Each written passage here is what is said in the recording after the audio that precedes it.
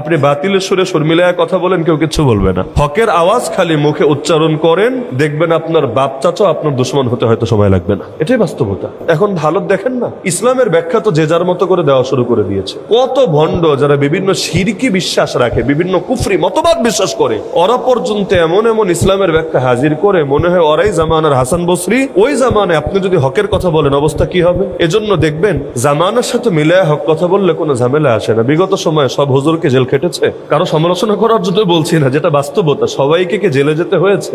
হয় নাই। কোনো যুগেই সবাইরে জেলে যেতে হয় না, কোনো যুগেই সবাইরে মাইর খেতে হয় না।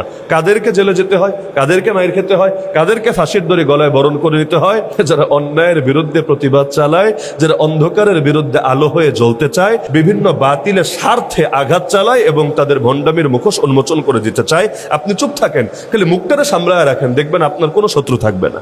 আপনি চোরের বিরুদ্ধে কথা বইলেন না, সন্ত্রাসের বিরুদ্ধে বইলেন না, দুর্নীতিবাজের বিরুদ্ধে বইলেন না, চাঁদাবাজের বিরুদ্ধে বইলেন না, মাদক কারবারের বিরুদ্ধে বইলেন না, এরকম যত অন্যায় আছে কারো বিরুদ্ধে কথা বইলেন না, আপনার কোনো শত্রু থাকবে না। এজন্য বাংলায় বলে বোবা মানুষের শত্রু নাই।